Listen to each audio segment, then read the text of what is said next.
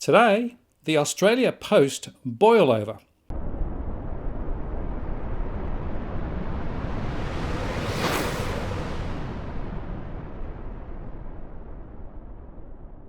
Hello again, it's Martin North from Digital Finance Analytics. Welcome to this post covering finance and property news with a distinctively Australian flavour. Today I'm joined by Robbie Barwick from the Citizens Party. Hi Robbie. Hello Martin.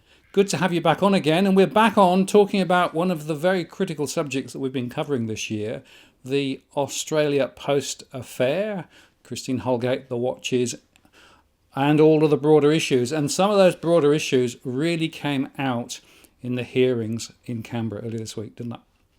Well, for sure. I have a question for you, though. Are you going to be seen with me in public, Martin? Well, allegedly, you've got all of these conspiracy theories, and your associations internationally are highly suspect, and you shouldn't be seen anywhere, Robbie. So I have to say that that doesn't seem to be chiming with my track record. But look, the point is this, isn't it? This is about trying to negate the powerful impact that we've had with regard to the Australia Post issue and the broader political landscape that we've uncovered here.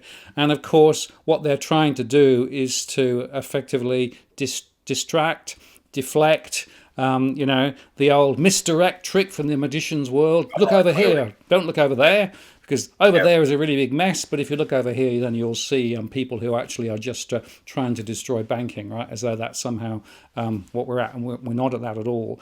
But there is a fundamentally critical issue here about transparency, openness, fair decisions, and very importantly, going back to the Australia Post local operatives, the people who own their own businesses. They're caught in the crossfire here, and I actually think that people should be focusing on them rather than on broader issues of are you actually connected with this or that, or do you are you running conspiracy theories? That isn't what this is about. No, and it's cheap and it's desperate, and they just showed their hand. Actually, what we now see is that the people in the government involved in this debacle are in their death throes.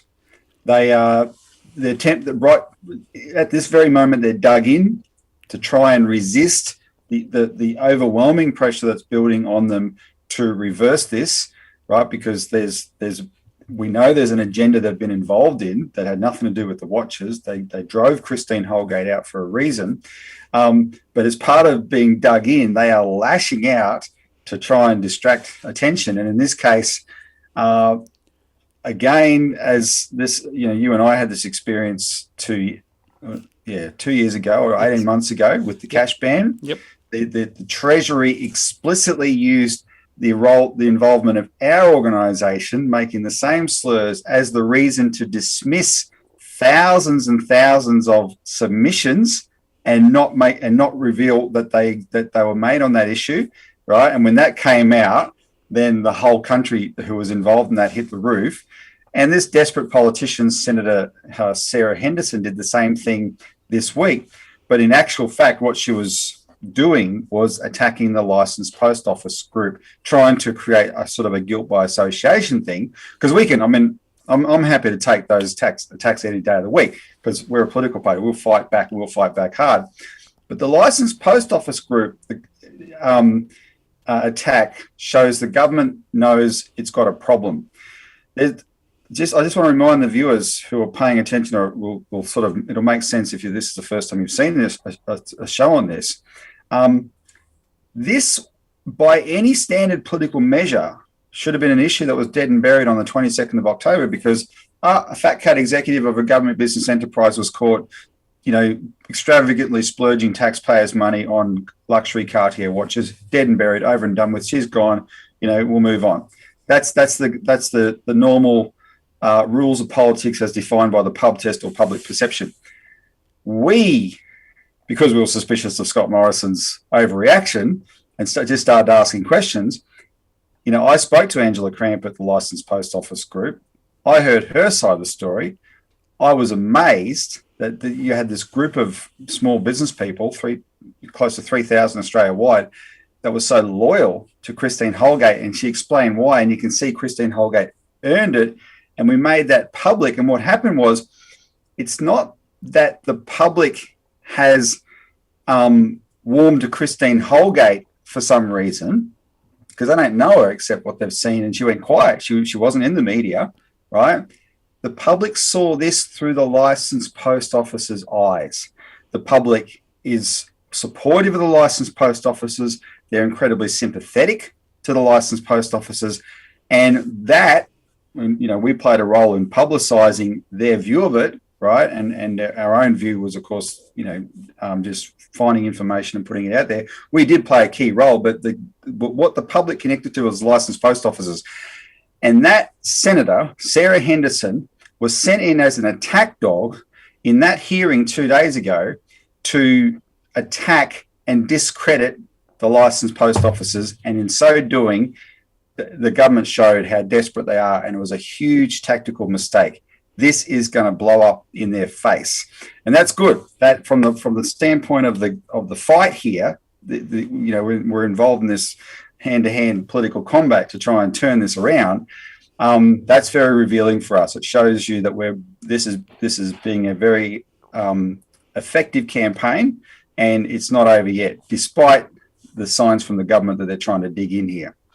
And it's interesting, of course, because you've basically got internecine wars within the National Party, right? Yep. Because, you had different people in different sides of the debate. And you also had, of course, one of the Labour Party members who, by the way, triggered this off in the first place, trying to justify her position indirectly, right? So you can see how, they're running like headless chickens, trying to work out how to deal with an issue which has got completely out of hand, that has really become a very transparent indicator of the way politics works and how real normal people and real normal businesses get caught in the crossfire. So that's the LPOs. Yep. And it's interesting, just as an aside, in the UK, they've had a similar problem with the post office and their handling of their licensed postal operators, because they were given a new financial system called Horizon, and thousands of people got sent to prison because Horizon wasn't working properly. And again, the management and the board tried to hide it, right? And it went on for years and years and years. And in fact, last week, it all came out, and all those people got free. So there's a bit of a interesting history here, where you've got the post office organisation that essentially is sort of connected to government quite strongly, but also has this amazing network of individual businesses who are the heart and soul of the local post offices, right? And how they just get crushed by so many of these big political forces. Yeah, it's atrocious. The government set up this system of a corporatised post office instead of just being the old Postmaster General's department that paid for postal services and maintained the post offices as a government expense. They decided they had this brainwave, corporatise it, make it self-funding, semi-privatise it, but not in a way that I would philosophically oppose, right? The post offices themselves being run under license as businesses, small businesses, because those people are invested, they represent their communities, they're invested in their communities.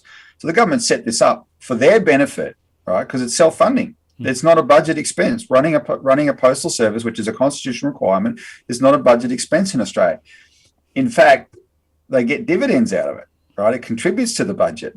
But then so this is the system they set up, but then they thoughtlessly just don't care about the toll that their decision-making takes on these small businesses, right? In fact, we'll put this up on the screen. I'll dig it up for you. There's a really useful chart going around that shows cumulatively the amount of dividends the government has taken out of Australia Post since 1993. It averages $250 million a year. The last few years have been lower, but that was the average. They've just milked this organisation. Now, there's internal structural problems at Australia Post, Martin, because it's got a big workforce. They've got unfunded superannuation liabilities and all this kind of stuff. They could be funding everything themselves. They could be investing that $220 million that was such a big deal for Christine Holgate to get from the banks to invest in expanding financial services. They should have been able to do that themselves. But the government keeps milking them for these dividends. And when the And what happened with the reason the licensed post office group exists is it occurred to them the dividends were coming from profits that Australia Post was making by running itself in a way that the licensed post offices weren't being paid properly. They're all going bankrupt, right? They try and run a licensed post office. They often end up having to, it's too much from on salad, etc. And they were being exploited everywhere they turned around. So they formed themselves into an association about, I think, 2012, roughly, to start changing the dynamic of that. And that's what ultimately has led to this. And the only CEO who actually made a difference was Christine Holgate.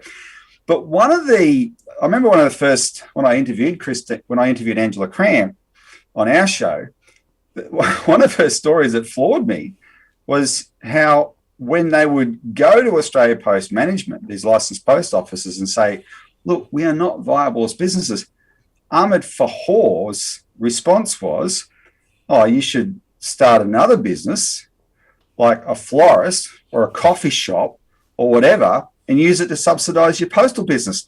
And that meant, of course, cannibalising whatever the florist is in the town or the coffee shop in the town, right? No. And they were saying, why can't we be viable as our own businesses? Christine Holgate made them viable as their own businesses. So it's a network. She showed it, the system can work. It's a fascinating system. It can also work in the sense that there's no reason to think it shouldn't be associated as a public institution, right? Ultimately owned by the taxpayer, the government. That shouldn't be necessarily a problem. But what we, the taxpayer, if we value these institutions, we value these services, we have to demand that government behaves appropriately, right, and not use them in this shameless way. And this was actually the fireworks in this hearing. The subplot was, and this is where Labor and Liberals are at loggerheads, these parties treat the boards of government business enterprises like Australia Post as spoils of war. So currently it's stacked to the teeth with Liberals, arch Liberals, right? People like Tony Nutt, John Howard's advisor, former president of the Liberal Party, etc. A whole bunch of them. And if Labor had won in 2019, it would be stacked with Labor people, right? And that's all the two major parties care about. And the licensed post offices miss out. We have to demand that not happen anymore and use this debacle as the catalyst for a full reform in this area. Yeah, absolutely. And of course, the other attraction to the incumbent government was the idea of selling off a chunk of the business, the parcels business, yep. And that would actually make a budget contribution, within their election cycle, so they could actually then sort of, claim even a bigger prize. And again, despite the fact that that would mean more small towns out in the country would lose their post offices, lots of cuts of staff, yeah. And those sorts of things. And basically, and I know that many small towns are totally reliant on the commercial services provided by those local outlets. And it would be the death knell for a number of towns and villages around the place. Yep. And, this is one of those areas, our party is called the Citizens Party. Our motto is citizens taking responsibility. I confess to now feeling quite bad that until this happened, the Christine Holgate scandal emerged, and I just out of curiosity, and suspicion went looking for an explanation why, and then stumbled across this whole story.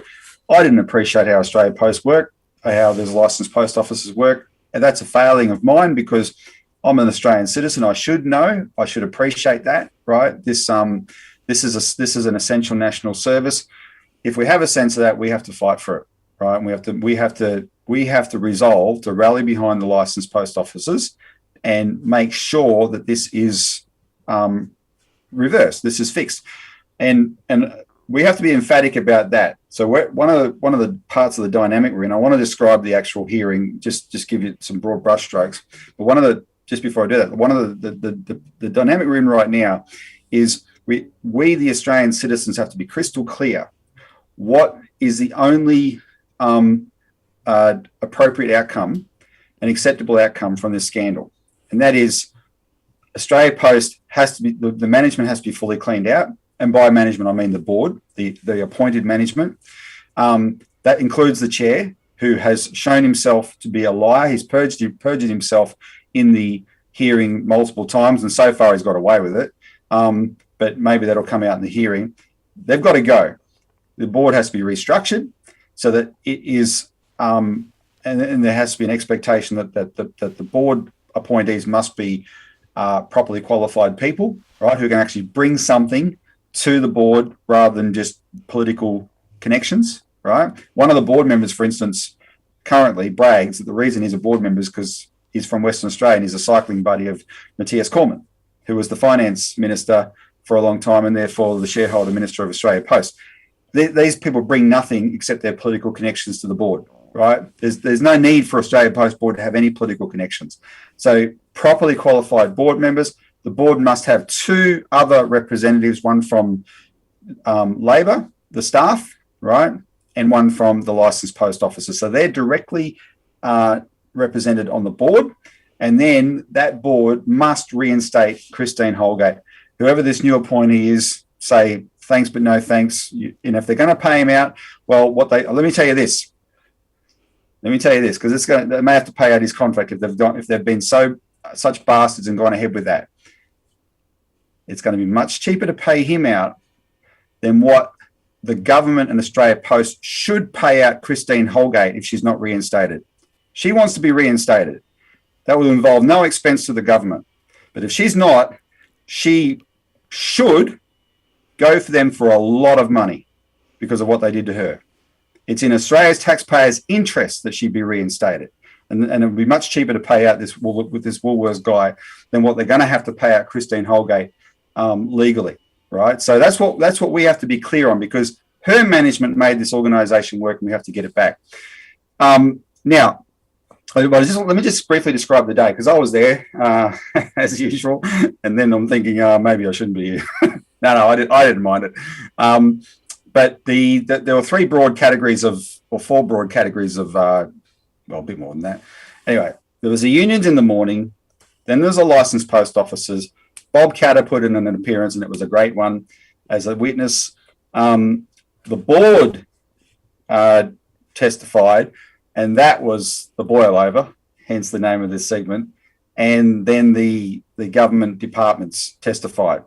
The unions were, they're representing, they have a different constituency to the LPOs. They agree, though, that what Christine Holgate was doing was the right thing. They didn't always understand that until all these revelations have come out, but they accept that she was driven out of there because of the privatisation issue. Thank you very much, Madam Chair. If I could just follow up your first question, if I could ask the officials, given that we've been involved in a series of inquiries around Australia Post following the announcement to introduce the new regulations for the alternative delivery model, did you detect a change in attitude at all within the Australia Post management throughout that process? And I'm thinking here as to the signing of the memorandum on no job losses. In my observations was that the process of dialogue through the political system was that there had been a change in attitude, and I'm wondering, did you detect a change?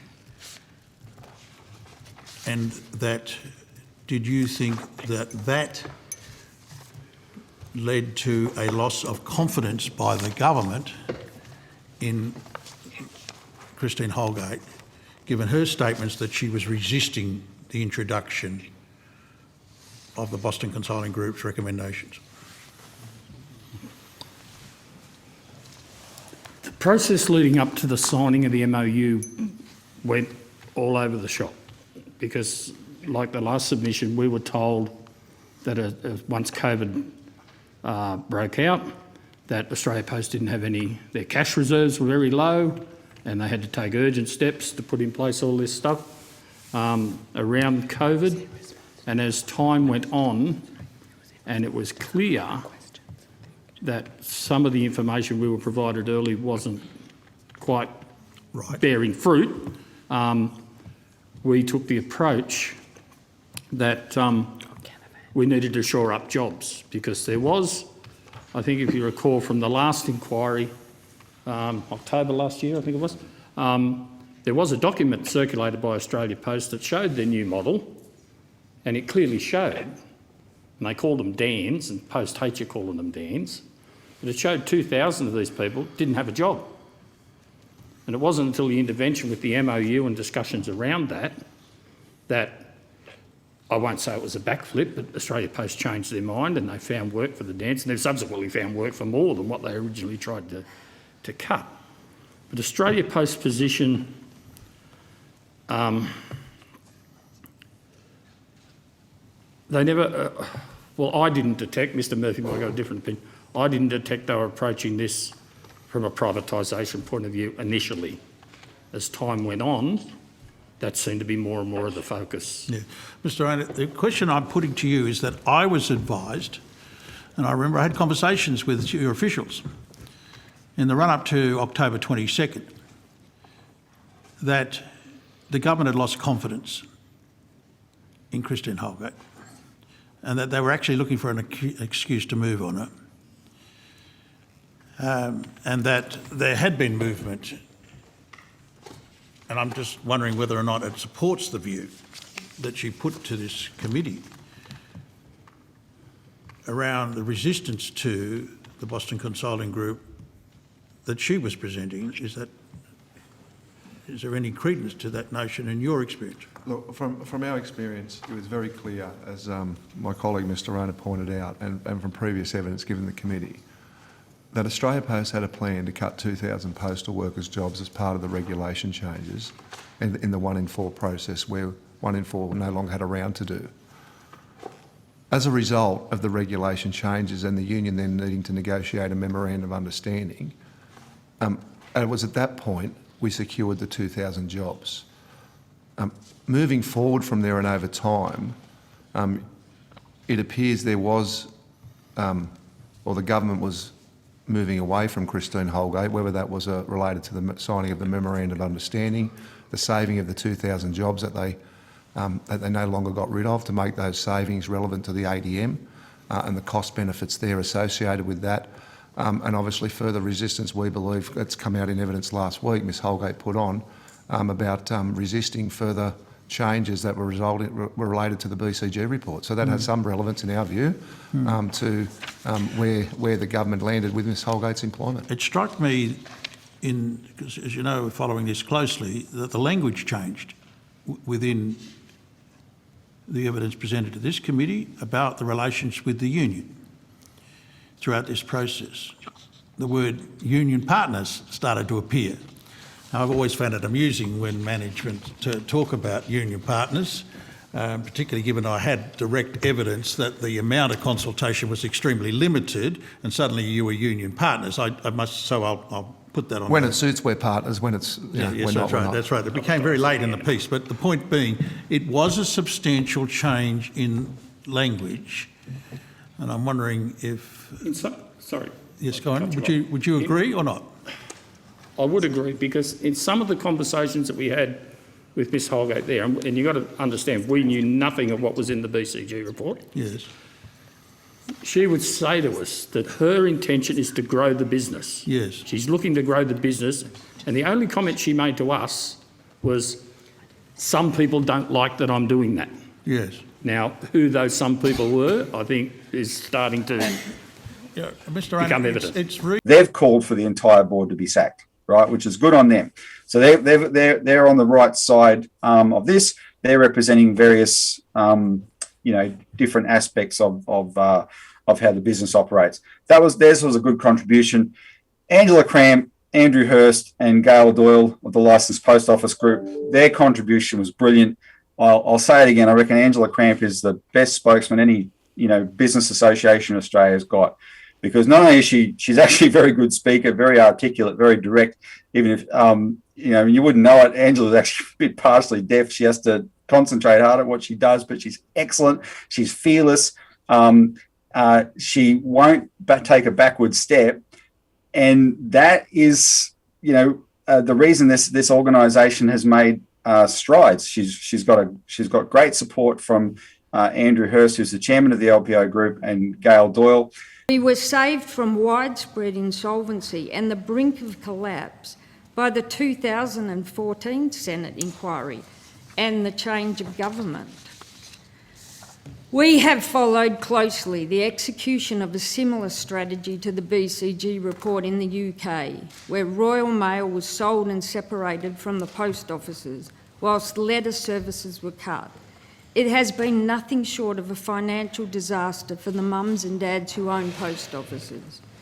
The debacle cost the British Conservative government huge reputational damage, yet they still pocketed the equivalent of $7 billion and spent it robbing the people of their valuable asset.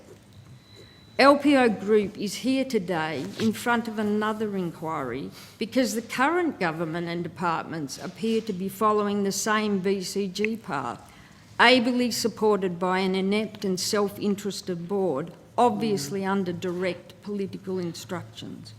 Robbing the Australian people of our asset, downgrading community services and bolstering their budget for short-term political gains.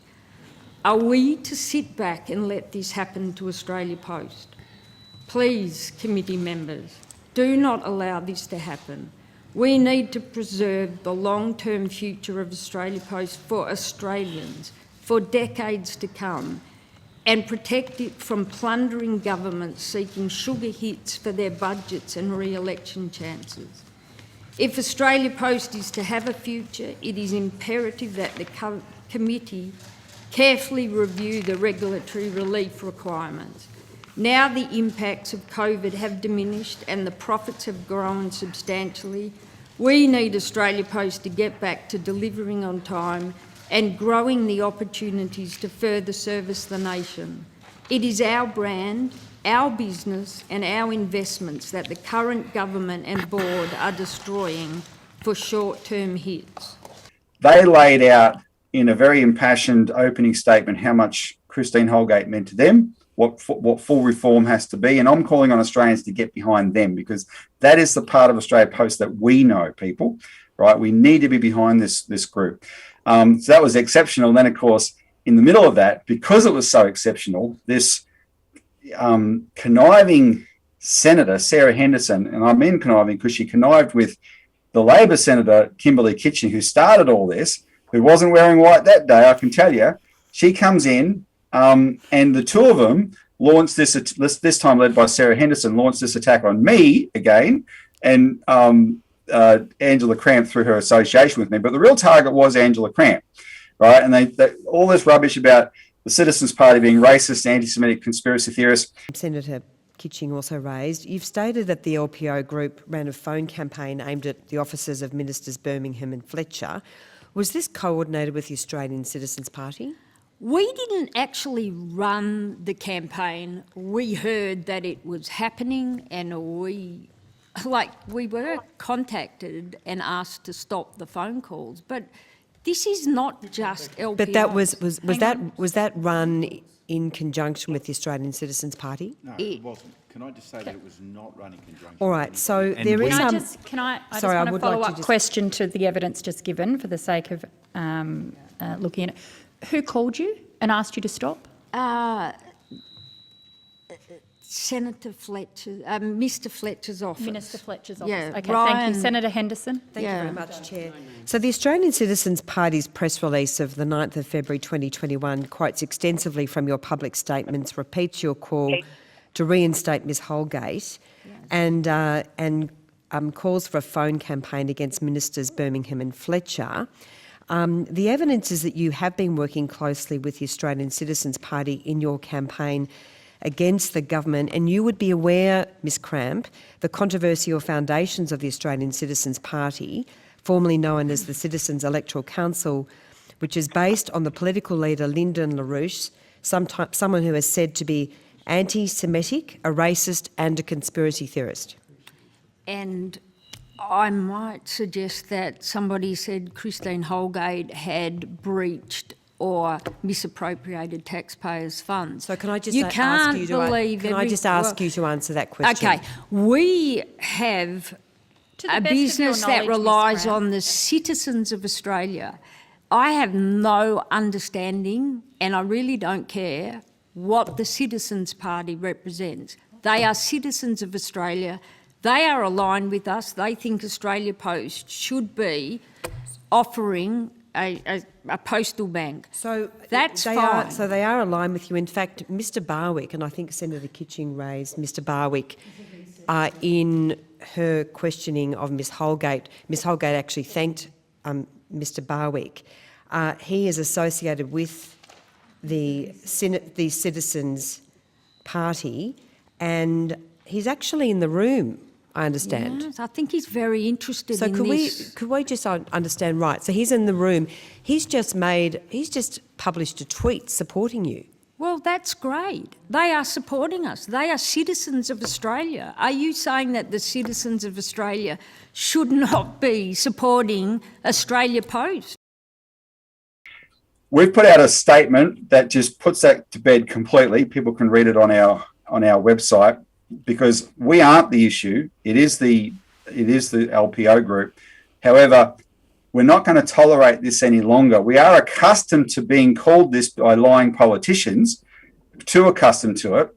I'll give you an historical fact though. They were citing Wikipedia on the Citizens Party. If you ever look up our name, you'll get to Wikipedia. It's awful. And over the years, we've tried to change it, but our enemies, and this is the problem with Wikipedia, it's not an encyclopedia. It's you might be able to find some accurate recipe for, a meringue on there or something, right? That you can say, oh, that's probably an accurate recipe. But with political stuff on Wikipedia, don't believe a word of it, because we try and correct the record, and you've got our political enemies out there in cyberspace, they're correcting it back. And our entry on Wikipedia was written by a man who worked in the office of the politician who was Kimberley Kitching's mentor. Right, his name's Michael Danby, he's a Labor Member of Parliament here. He had a guy in his staff who wrote our entry years ago. We've never been able to change it. And he's the mentor for this same politician, Kimberley Kitching, that launched this attack on us. So that, anyway, don't believe a word of that. The main thing though was it was their attack on. It showed how much they're totally freaked out that the public's got behind the licensed post office group, and this has gone so badly for them. Sarah Henderson shamed herself by her performance. She claims later, when Bob Katter was testifying, she said, I too support the licensed post offices.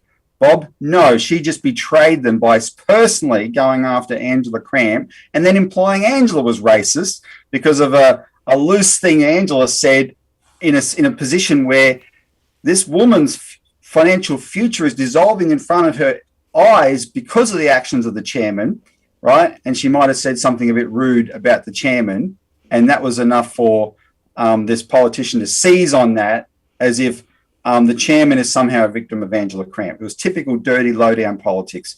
But behind that, you got to understand what it actually reveals. They're the ones in the weak position. They're the ones freaked out about this. And I don't know why this woman would go into bat so hard for Scott Morrison, because that's what she was doing. Because while she was doing that, Scott Morrison's off laying hands on people, whatever he says he does. And I tell you what, the public is going to be starting to turn on this guy. And if she thinks that she's going to get anywhere, in fact, a politician said to me this in response to what happened. He called me up and he said, Robbie, it's very simple. What you got to understand is all these guys in the party want to become ministers. And it's Scott Morrison has the power to make them. And they suck up to him to the point they'll do such dirty work. Well, that's fine until it doesn't work out. And for most of them, it never works out. And then they're left with sawdust in their mouth, right, wondering why they sold their soul. So I'm looking forward to that happening to her, because she shamed herself terribly by her betrayal of the LPOs that she claims to support. Bob Katter did a great job. Christine, well, the reason that I'm particularly interested in it, I represent more post offices than any other member of Parliament in Australia, and most of the squeals are coming from my urban area, Cairns, not from the remote areas actually, urban areas. Point one and point two, I'm one of the very few people in the federal parliament that has had the responsibilities for a bank. Cabinet allocated me responsibility for the state bank, Queensland, and Mail newspaper, sacked the chairman to give a lot of money out to my rich sugarcane copy mates, but other people to judge. So I know a lot about the banking aspect, and clearly the Boston Consulting Group bought in to do a job. You don't bring these people in unless they come in and tell you what you want to hear. Otherwise, they'll never get another contract with you, of course. Now, this lady, she took a 90% pay cut. I don't know a lot of people in Australia have taken 90% pay cut. Her predecessor was paying himself over 10 million. She paid herself a bit over 1 million a year. So she took a 90% pay cut. She turned this operation, which is so important as far as I'm concerned, both from the banking point of view, more importantly, the mail distribution point of view, she turned into a profit-making enterprise from a profit-losing enterprise. And she did the right thing by her employees. When they did an excellent job, she gave them some gold watches. Well, I thought it was a bit petty, really. I would have criticised for the other reason. But instead of giving them what they should have got, which is a very substantial pay rise, in my opinion, she got out in a cheapskate by giving them gold watches. And yet that is the reason, ostensibly. But for those of us that are cynical, and it's the conclusion of my remarks, for those of us that are cynical, look at the timeline. Boston Consulting Group is bought in. Boston Consulting recommends effectively privatisation. I'll answer any questions on that if you wish me to. And then suddenly she is in trouble. And the final thing I wish to say is that she was never sacked and she never resigned. I was in final year law and I was president of the Law Society at University of Queensland when I was there. And she made an offer to resign, and the chairman of the board made what amounted to a counter offer. He accepted her resignation on conditions. Well, in law, that is a counter offer. There's no offer and acceptance here. There is a counter offer that came from him back to Christine Holgate. She rejected that counter offer. So she was still in the position. Finally, I think the attention, Senator, I think the attention of your committee, if your people are to gain respect in the community, I'm a supporter of the Prime Minister, but by the same token, for him to appoint someone for this committee, started its deliberations, I think there's an issue of Magna Carta here. You know, is executive wing completely treating with contempt elected officials and representatives of the people? I think that it would be hard to avoid saying that's what occurred here. So, in conclusion, my very strong view is that the privatisation, the post office would be absolutely disastrous. Policy must be judged on its outcomes. In the electricity industry, Queensland, when it was effectively privatised and deregulated, price went up 300%. Same price for 11 years, then over the next 9 years, it goes up 300%. The railways were privatised and the price of carrying goods went up 600%. Not for the mining sector, but for all the rest of us. The big foreign mining corporations didn't go up for them, but for us, ordinary people, went up 600%. The price of food has gone up 300% since all the food producing industries have been deregulated. In other words, it's been absolutely disastrous. And if you want to deregulate the labour market, as the Prime Minister attempted to do and lost his seat in Parliament, if you want to do that, well, they've already pushed us from $200,000 a year in coal mining down to $100,000, and they won't be stopping there. And every dollar you take off a worker, the foreign corporations, it goes overseas. So I would say that privatisation has been an absolute disaster. And the loss of our banks, I don't think I have to tell anyone in Australia that we need Commonwealth Bank as a policeman. Okay. So I conclude my remarks. Thank you very much. Very great honour to appear before your committee. Thank you, Mr. Katter, and I understand you were very keen to express your opinion to this committee. I might go to Senator Carr. Thank you very much, and thank you, Mr. Katter, for coming today. You're the only member of the House of Representatives who sought to appear before the committee, so perhaps I could ask you your response on Thursday the 22nd of October in response to a question from Mr Albanese regarding the actions of the Australia Post Board and the Watches issue. The Prime Minister said that he was appalled, it was a disgrace and so on, and I immediately spoke with the shareholder minister, the Minister for Finance, and the Minister responsible, the Minister for Communication, Cyber Safety and the Arts, and from those discussions the following actions ensured: that there had to be an independent investigations done by the department, not by Australia Post, that the Chief Executive should stand aside immediately, and that an independent investigation should look into the conduct of the board and their governance as well as the actions of the management and the executive. And the report will come back to me and to the members of my cabinet, and there are issues to be addressed with the board then, they'll be addressed then. And so appalled and shocked was I that behaviour, and any shareholder would in the company raise their outrage, that I have seen that conduct by the Chief Executive, the management of the board, they should insist rightly on the same thing. And the Chief, and I quote, the Chief Executive has been instructed to stand aside, and if she doesn't wish to go, then she can go. I'm just wondering, what was your response to that? Did you understand that to be an instruction to Australia Post? The record reads the chairman of the board. I've listened to. It's the only time in my life I've ever listened to a full proceedings of a Senate inquiry or any inquiry for that matter. Listened all day long. My notes say that he said Christine Holgate had done a wonderful job as CEO, but that we had to dismiss her. I would say, where I come from, you called her paddywhacker. If you say 1 minute she did an excellent job, and the next minute you said she's got to go. I mean, as I say, where I come from, they call them paddywhackers. So this bloke, I'd have to wonder about him. But he said he was directed by the minister. Now, I could be wrong. My notes are wrong.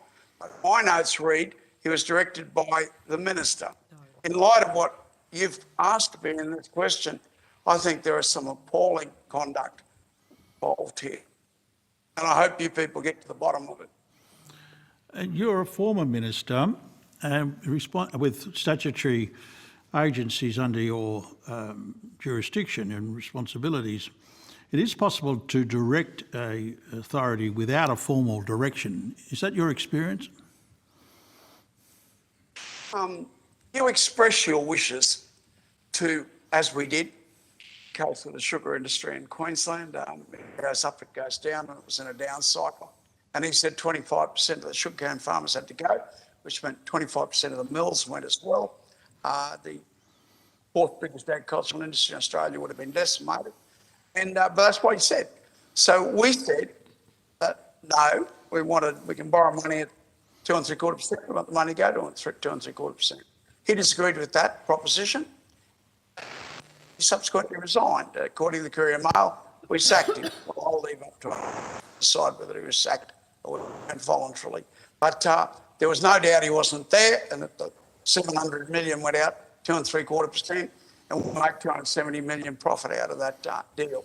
They came good, they repaid the money, they were on commercial rates of interest, and we came out of it very, very strongly. But he was under pressure, I'm sure, from the banks to defy the government. And I think that's the precedent we're looking. So is it your content? I'll come back to that. What I'm trying to go to is that the chairman of the board says, well, look, there was no formal written direction, therefore there was no direction to the board, despite the Prime Minister saying that the the chief executive has been instructed to stand aside. They use those words.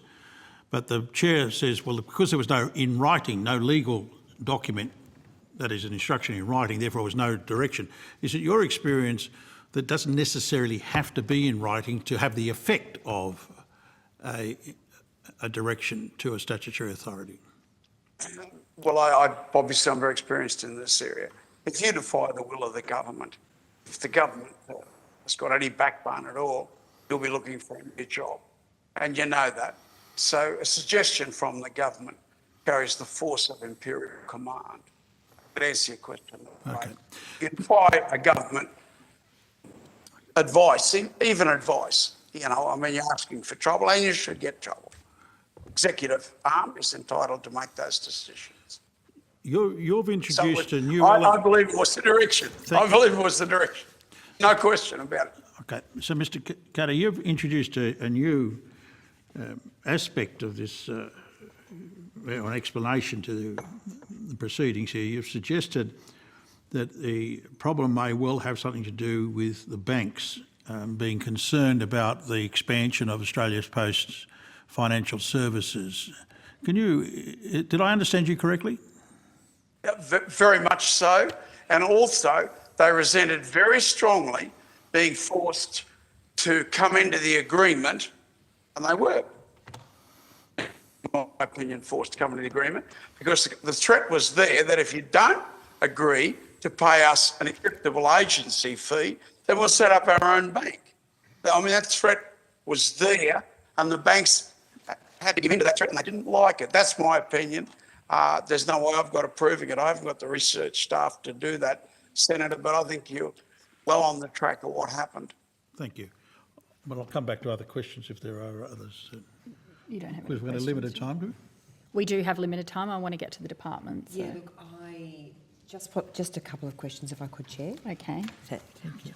Mr. Katter, thank you very much for your time and for your evidence today.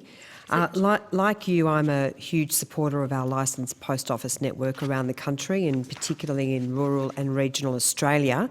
And I do note that this was a sector, I think it's fair to say, under threat under Mr. Fahua. So I'm very pleased to see a robust LPO network. But I wanted to ask you about the charge that consumers are paying for bank transactions in post offices. I've had one constituent just contact me a few days ago saying that he had to pay $4.50 per bank transaction. Now, if you're on a low income, that's a lot of money. Have you had similar sort of feedback, and what's your view about that? Well, you know, if you go to an ATM, I think charge is $2.50, but please don't quote me on that. But any bank transaction, they'll charge you a transaction fee. And, well, you know, the bank is entitled to charge a transaction fee. One of the reasons I want to go a people-owned bank is that it stands as a policeman. I mean, if the bank does justify a $4.50, then that's fair enough that they charge it. But is it warranted? I don't think so. But, you know, Because isn't it the case market that decide, but let us know. And the only way we can ever know is to have a policeman in there, and that policeman is a people-owned bank. So And we isn't know it- really whether it's justified or not. So isn't it the case that people living in rural and regional Australia, depending on the local post office for their banking services, pay a disproportionately higher charge because many transactions online actually occur at no cost whatsoever? So I'm wondering whether that, does concern you, and whether you've taken any action in relation to that charge, because it certainly concerns me, I have to say. Well, I mean, I don't get complaints about everything. And I've got effectively 4 officers, so I don't know what's coming in and what's going out. But I haven't had complaints along those lines, but I should have had if that is the case. Well, maybe you could take that on notice, but thank you so much. I really appreciate your time and evidence today. Thanks, Senator Henderson. Senator Hanson, do you have a question? Just one question, please. Mr. Katter, thank you for your evidence in this inquiry. Would you be able to tell me why would the government, the Morrison government, hire DHL, which is a German-based company, to deliver the COVID vaccinations when we could have got our own Australia Post to do it? Do you have any comments to make there? I feel like I'm a Martian in the House of Representatives. I think it's different a bit in the Senate. But how I've seen you in action. How you could possibly have all of the information services of the Australian military in the hands of a Chinese or any foreign government is beyond my comprehension. As Andrew Wilkie, the independent from Hobart, said in seconding the motion, he said, you couldn't make this up. I mean, it's so ridiculous that you couldn't make it up. What do you have a secret service for? I mean, what do you have a protection of your information for if you give it to a foreign corporation? But then again, I suppose if you have sold every single one of your mining companies to foreign corporations, you sold your gas for 6 cents, we now buy it back at $16.80 a unit, and we sold it for 6 cents a unit. I suppose you just sell anything, anytime at all, for anything that stupid. But if it comes from foreigners, I think there is a fawning non-Australian. And that fawning non-Australian, he thinks that if it's foreign, it's better than Australian. Obviously, that decision was made with motor cars. Obviously, that decision has been made with solar energy. All right, thank you, Mr. Cadder. If it's foreign, it's good. If it's Australian, it's not. Bob, we put his whole testimony up on our YouTube page. It's worth watching. Bob was very focused, because you can tell he was, because he kept his answers quite concise. But he made the issue about the People's Bank, right? He kept hammering at, this is what we need, a People's Bank. And then from that standpoint, talk to the issues of why Christine was important, etc. And then let's talk about the board. So, and I mean, maybe that I don't want to tantalize the viewers, Martin. Maybe you'll find some footage to back this up, but there's too much there. But if anyone does get to look at it, look at Pauline Hanson and the chairman sparring. Ms. Wilmot, in your opening statement, you said you have a Masters of Law. Would you please explain to the Senate inquiry what constructive dismissal is? Senator, I believe my views on constructive dismissal in this context would be quite hypothetical, because the facts of this matter that you've been examining involve a resignation. All right. Well, let me read it out. Under the Fair Work Act 2009, the term dismissed is defined where a person's employment has been sacked at the employer's initiative, or a person was forced to resign because of the conduct or course of conduct engaged in by the employer.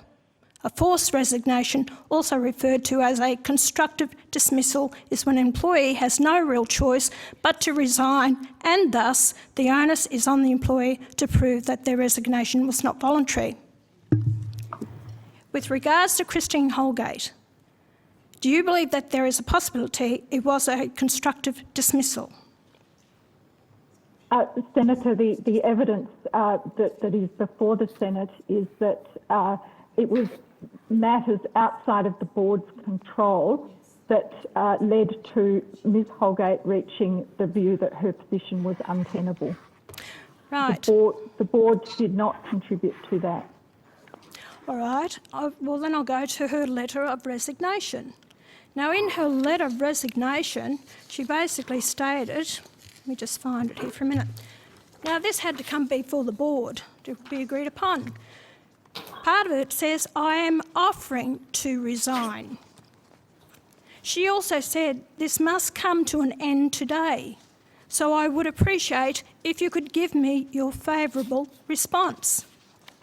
So she was actually reaching out to the board to actually understand she was in such mental state, even contemplating suicide, which the board knew about, her distress.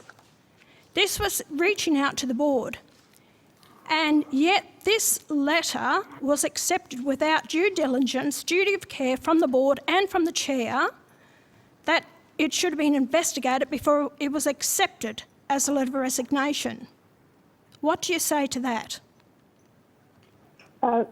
Senator Hanson, I would just point out that the letter came with a press release attached and stated that the statement would be released at 2 p.m. in any event.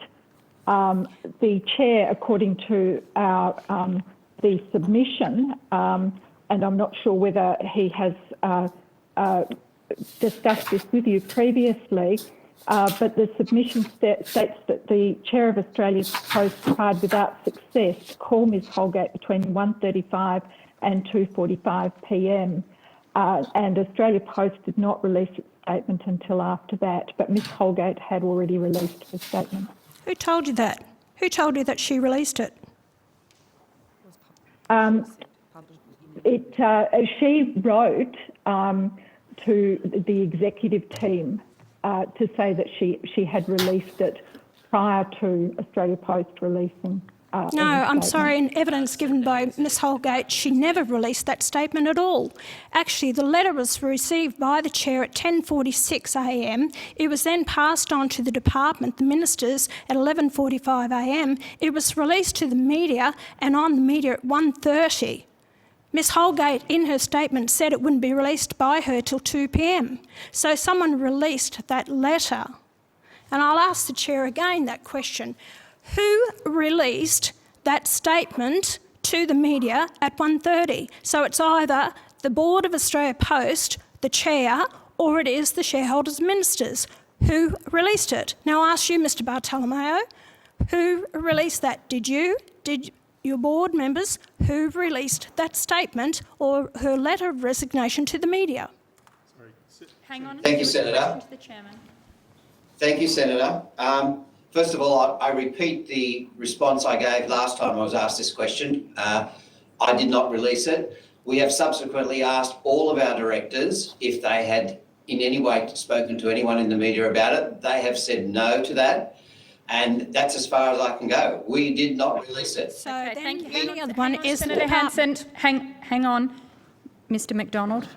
Thank you, Chair. Perhaps if I can assist with some clarification of the timeline. So there was, as I understand it, reporting on Sky News shortly after too that there were rumours of Ms Holgate's resignation and subsequently reports around 2:30 that a statement had been issued regarding her resignation.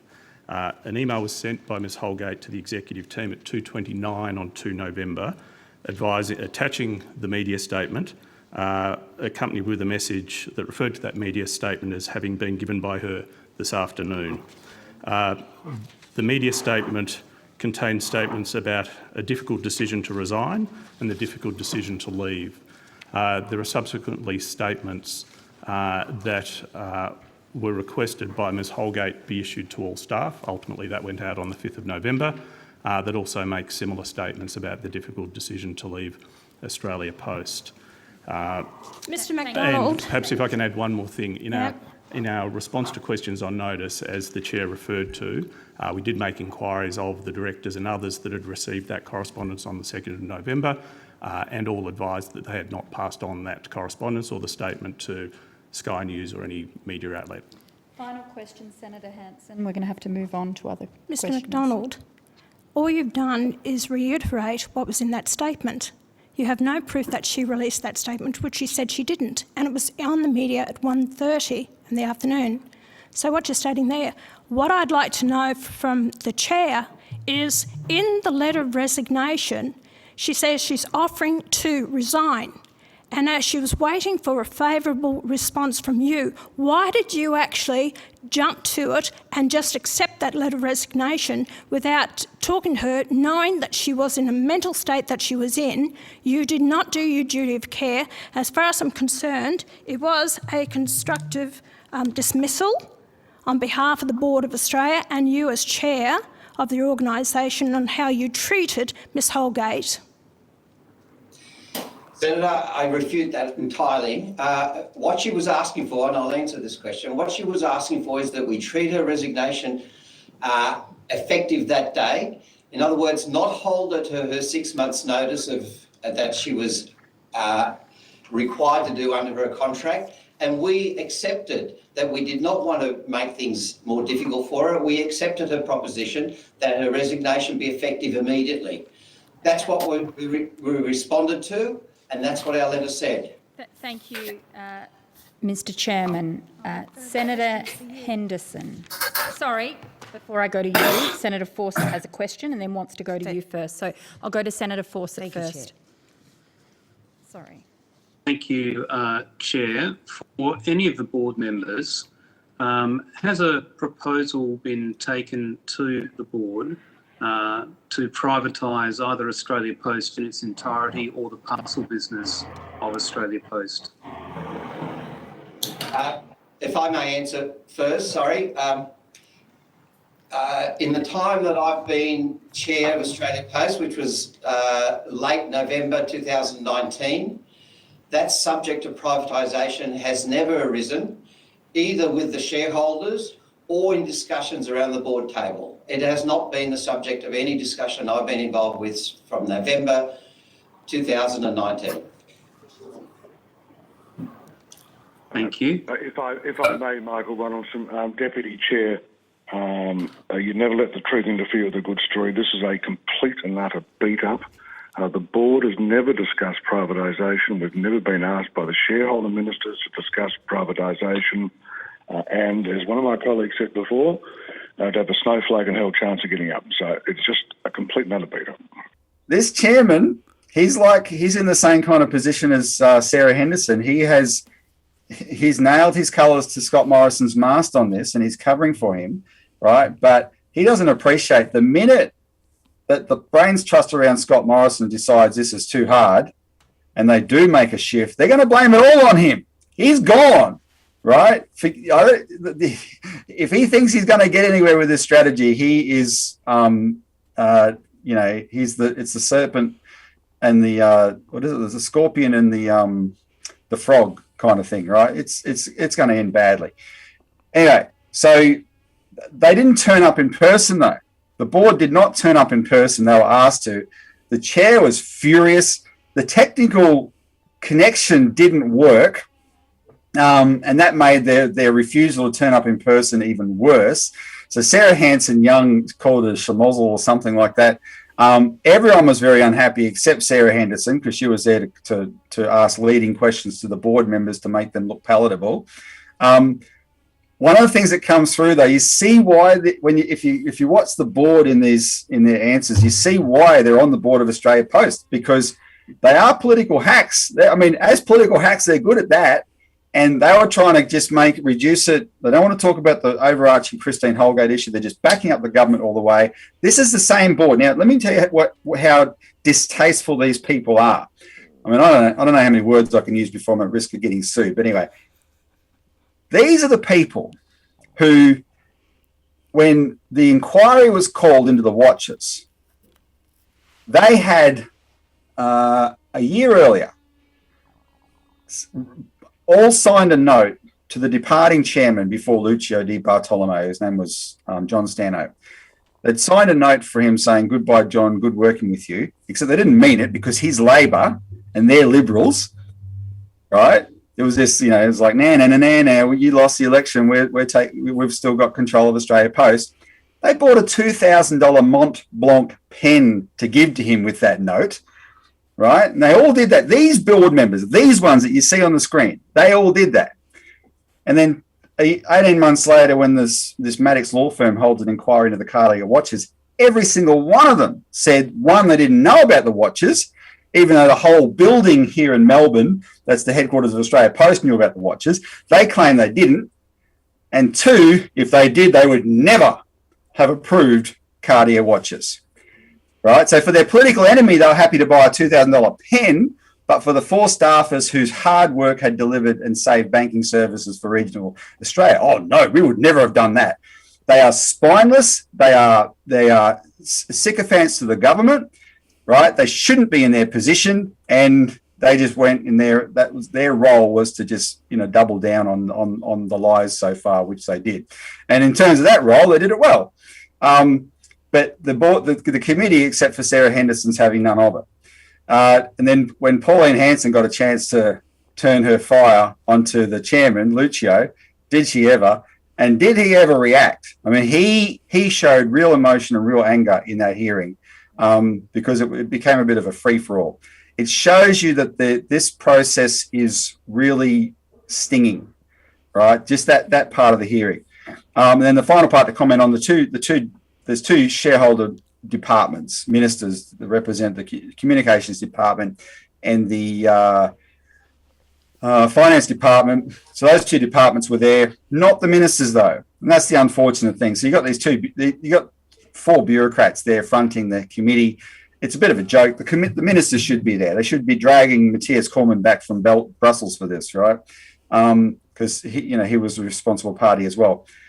And all they're doing is just repeating the government's excuses, and it was very lame. And when they're talking about the details of the Maddox report, even though if you've heard the expression that she was cleared, that's absolutely true. There's no other way to describe that report, except yes, there is a bit in there that says, but we have to say she did something wrong. And remember, we've talked about this, Martin, a few times. The only basis for having the slightest finding that she did something wrong was because she must have done something wrong, because there's nothing in Australia Post rules that authorised her to specifically buy watches.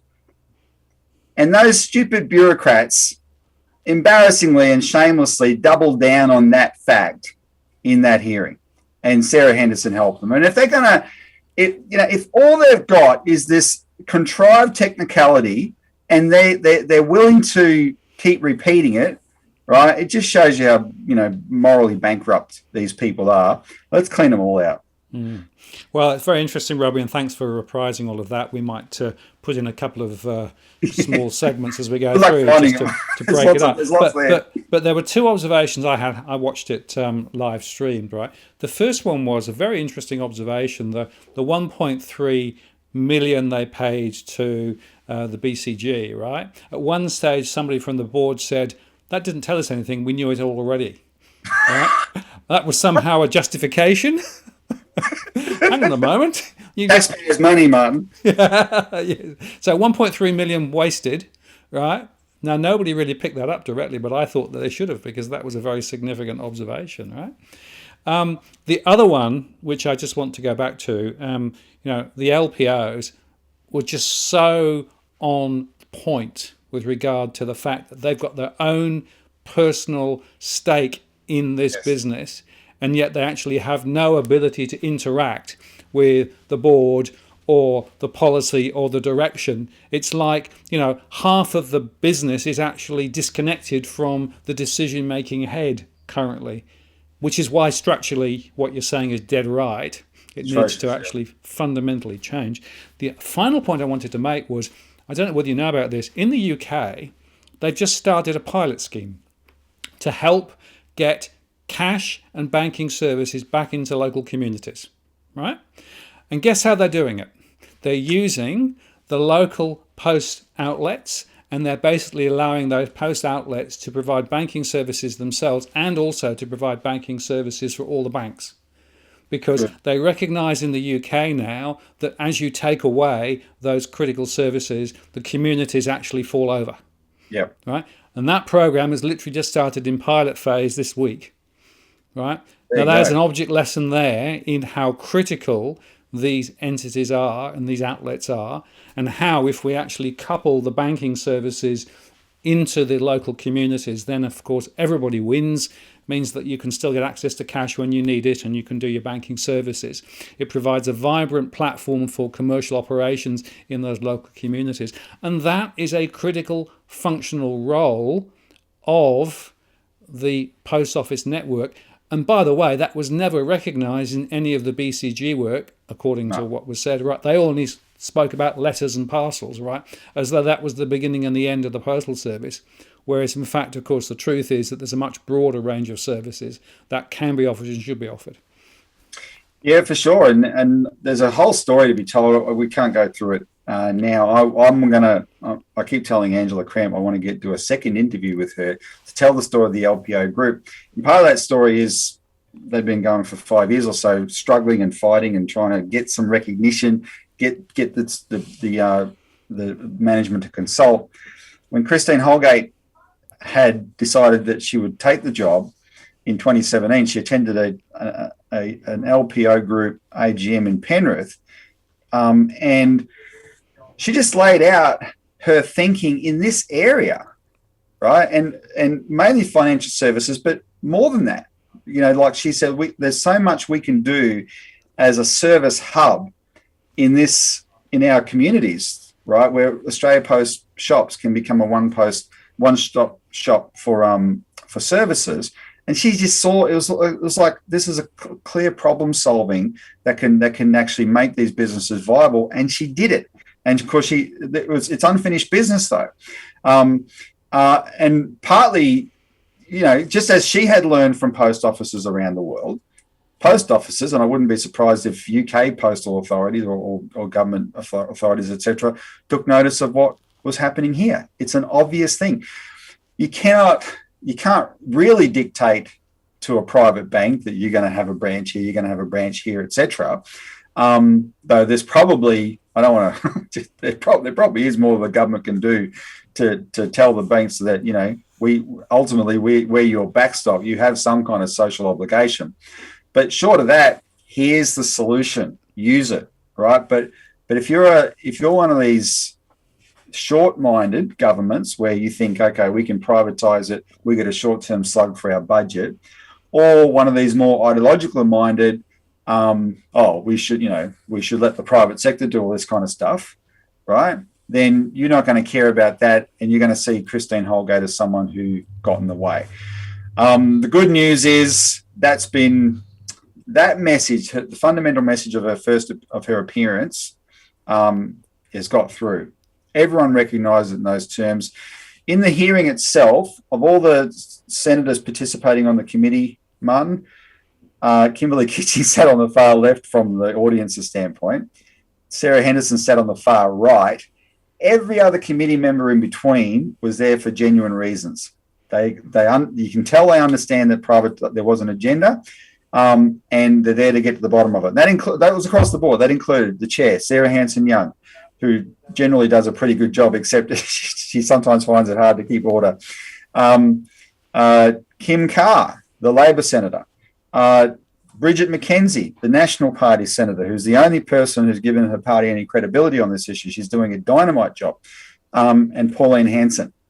And the proof of how good Bridget McKenzie's work is, she is sparring. She was sparring with Sarah Henderson all day, just like a few weeks ago she was sparring with Senator Jane Hume, right? She's not letting them shut her down, even though they're her own government colleagues, except just in the Liberal Party. So those people are there, but these two senators on either side, Henderson and Kitching, they're there. Kitching was there to cover her butt in terms of her role in instigating this debacle, and Sarah Henderson was there to cover Scott Morrison's butt, right? And that just makes it, they're sideshows in what is actually a very effective inquiry process that's brought out a lot of dynamic stuff. Absolutely. Well, I think it's quite remarkable, actually. The terms of reference were very well crafted initially because it was broad. They actually had more hearings than they expected. And there's another one on Monday, right? Because they're actually forcing the board members to come physically into Canberra and actually sit in front of the committee and be questioned. Well, I don't know who's coming of the whole board, but I do know that the two key people who are coming are Tony Nutt and the chair, Lucio Di Bartolomeo. Yep. Now, here's the thing. Tony Nutt is the key guy. Now, let me just remind you who he is. He was John Howard's principal advisor through John Howard's prime ministership. He is now, there's like a kitchen cabinet that Scott Morrison uses that approves his choices of ministers. Tony Nutt's on that. So he has been at the centre of Liberal Party power and government power in Australia for a long time. He is the fixer on that board. He is the heavyweight on that board, right? Lucio's a nobody compared to Tony Nutt. It was Tony Nutt who was trying to manage this process in a way that sort of managed Christine Holgate in a way that they achieved their outcome, but she didn't, overreact or whatever and sort of get angry, and it didn't really work. But here's the guy that was talking to her 14 times on the day on her drive back to Sydney, when the chairman claims that he was talking to her and getting her agreement that she agreed to stand aside, except she was sending emails to Tony Nutt in response to their conversation saying, Tony, this is the wording of what I want to send. Dear Chair, I seek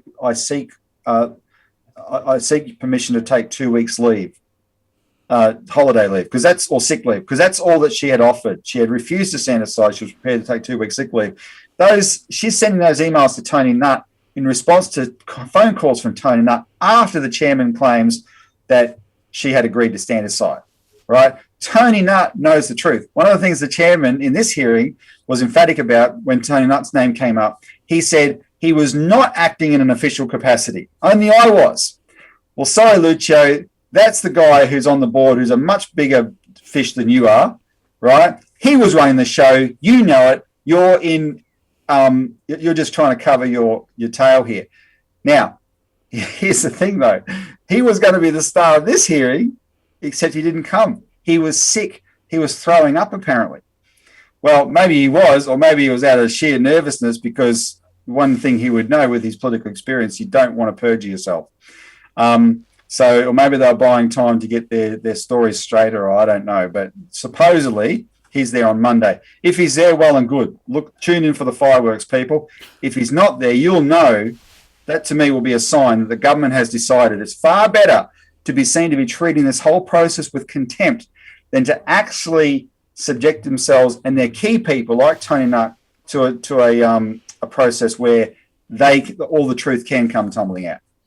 Right, so it's fun and games. And it will be very interesting, of course, because there will ultimately be a report issued by the inquiry, right? And given the weight of support that the LPOs have from that committee, it'll be very interesting to see to what extent the final report adequately and fully reflects the true state of the discussion, or to what extent it's diluted or twisted, right? So that's an open question at the moment, but the process is still running. I guess we should have faith and hope that the process is fair and reasonable based on the weight of the evidence that's been presented. Well, yeah, and one last point, because, again, it's the viewers here who are prepared to be active who deserve a pat on the back. You guys, in fact, maybe this part of the clip is worth playing, Martin. When Sarah Henderson launched her attack on the LPO group because of its association with us, and there's no formal association or anything, it's just that we started publicising this, that's all, right? When she did that, she specifically referenced the phone calls made to the minister's offices. And those phone calls are clearly effective, right? And they don't like it. Because remember, we bombarded them. And this channel, I know this channel, we're constantly updating our viewers and getting them to do that. But this channel, if you go back to you and I talked on a Monday morning, I said hit the phones, and everyone did. And the flood of, if you're part of that, kudos to you. Thanks very much, because it worked. And this senator revealed they don't like it. So I want to say that's what we have to keep doing. So I just want to foreshadow, tomorrow morning we're going to put out a release on our website, citizensparty.org.au, going after the National Party. The National Party is the weak link here. Bridget McKenzie, I can't speak highly enough of her role. She has done a brilliant, brilliant job. However, as good as she's done, it just shows up how bad the rest of her party is, and they are terrible. They are weak, they are spineless. And the reason I'm so judgmental about them, the reason I'm so condemning, is because it's regional banking services in their electorate that woman single-handedly saved. She did it. Nobody else. It was going to be shut down in October 2018. The board had given her a deadline. You get your banking deal, which we don't think you're going to be able to get by the 30th of September, or this service is gone. And there's 1,550 regional communities in Australia that don't have bank branches.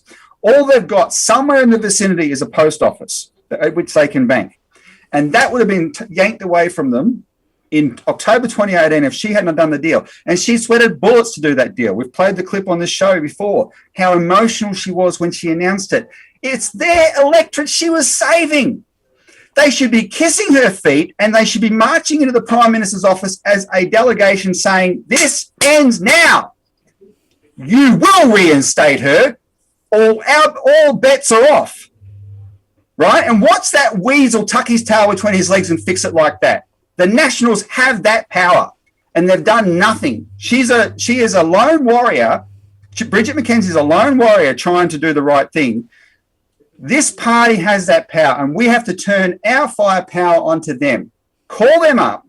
Call up every National Party member of Parliament and senator and give them hell for betraying the LPO group. And one of the reasons I'm so indignant, and you'll see it in our release, is because David Gillespie, the member for Cowper, I believe, 2 years ago was almost disqualified from Parliament because he owned a building that a licensed post office rented from him. And under the Constitution, you can't profit from the Crown if you're going to be a member of Parliament. Angela Cramp and the licensed post office group went into bat for him. Right? They helped fix it because it was a ridiculous long overreach by the Labor Party, etc. They helped him at the National Party's request. Now, when they need help, that man, David Gillespie, wrote a letter to a constituent the other day that may have been excusable before question time on the 22nd of October because he refused to acknowledge the context of the watches. He refused to acknowledge what was done to save his own communities in his rural electorate, and he just cast judgment on the inappropriate use of taxpayers' money spending on luxury watches. It was disgusting, it was shameful, and it's a betrayal of licensed post officers. And on their behalf, get mad. They think, man, what can we do about it? No, the community can do something. You give these National Party people what for, right? What's the point of having them in government if the only saving grace of National Party people is they should value their own electorates, right? What's the point of having them in there if they're not going to step up to the plate on a situation like this? So that's what we're going to put out a release on tomorrow. Get mad, make those phone calls and tell them what you think, and don't back off until you see some signs of life from the National Party. Bridget McKenzie is not the only one who agrees with Christine Holgate. It's just even the ones who agree are doing nothing. She's the one doing something. They should all be doing something and march in there as a delegation to fix this, and it will be fixed. If they find a spine, it will be fixed. If they can't find it, we'll insert it for them.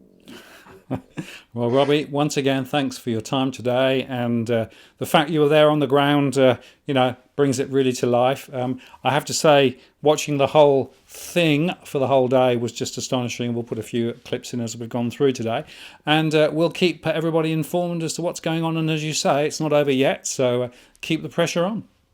Yep, never back off, people. Thanks for Martin. Your channel's been brilliant. You've been brilliant. Thanks, Robbie. See you again soon. Cheers.